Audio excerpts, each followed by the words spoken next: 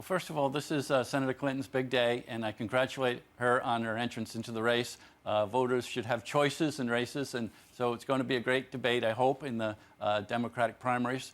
As far as my evolution, certainly the Republican Party changed, and I never changed. And as I became an independent and won governorship as an independent, my values never changed, whether it's on fiscal responsibility or on the environmental issues or on using the tools of government to help the less fortunate, keeping us out of the quagmires we see overseas. I've never changed, protecting civil liberties. And now I'm a Democrat and very comfortable as a Democrat and look forward to the primaries and the debate ahead.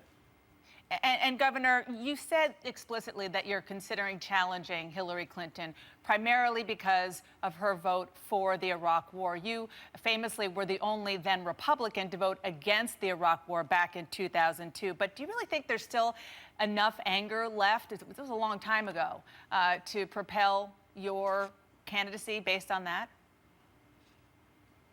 Well, I enjoyed working with Senator Clinton. We overlapped for 6 years, and we served on the Environment and Public Works Committee together, and we worked on some breast cancer issues. We worked on endangered species together. I enjoyed that. But that vote for the Iraq War, that was a moment in time, Dana, where the Vietnam era had ended, the Berlin Wall had come down. There was an age of lasting peace ahead of us if we made good decisions, particularly after September 11th, when people were angry and they were scared.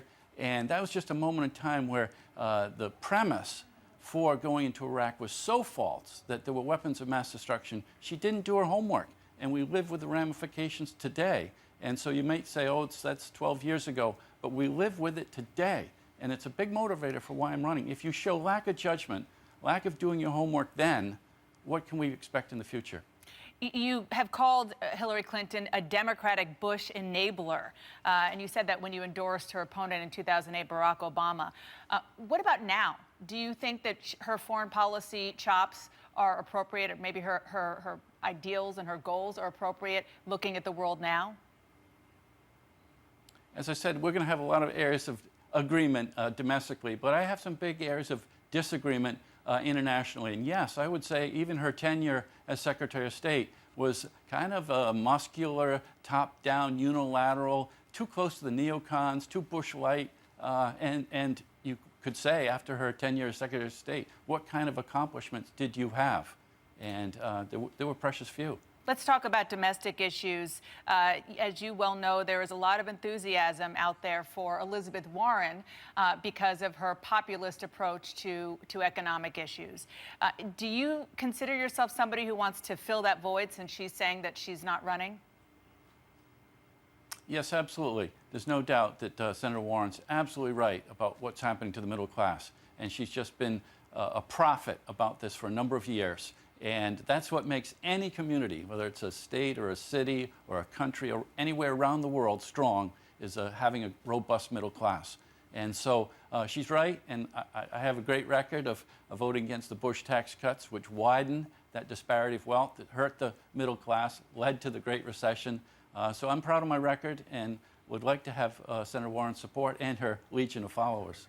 I'm sure you would. You know, when you left the governor's mansion, in your own state of Rhode Island, you left only one term, after only one term, rather, and you had an approval of only 25%. So if you, you know, kind of have that low standing in your own state, how are you going to get support around the country?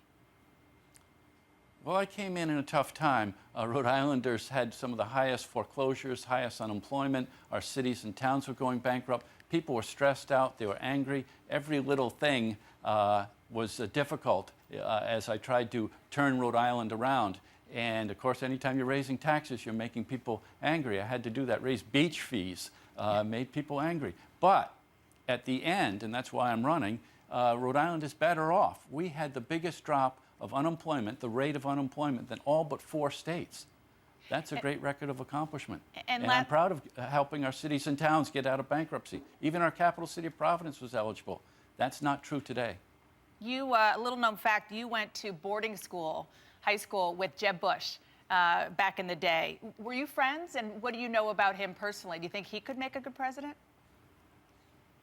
Yes, we were friends. We lived in the same dorm together. And we've bumped into each other several times since. And so we'll see what happens coming down the road. You think he would make a good president? He's not his brother, obviously. He's got different views on things.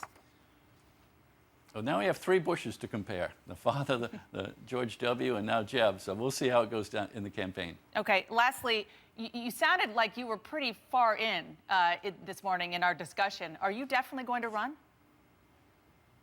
Well, the process is to form the exploratory committee. But yes, I want to be there in November, December, and January on the stage debating these issues.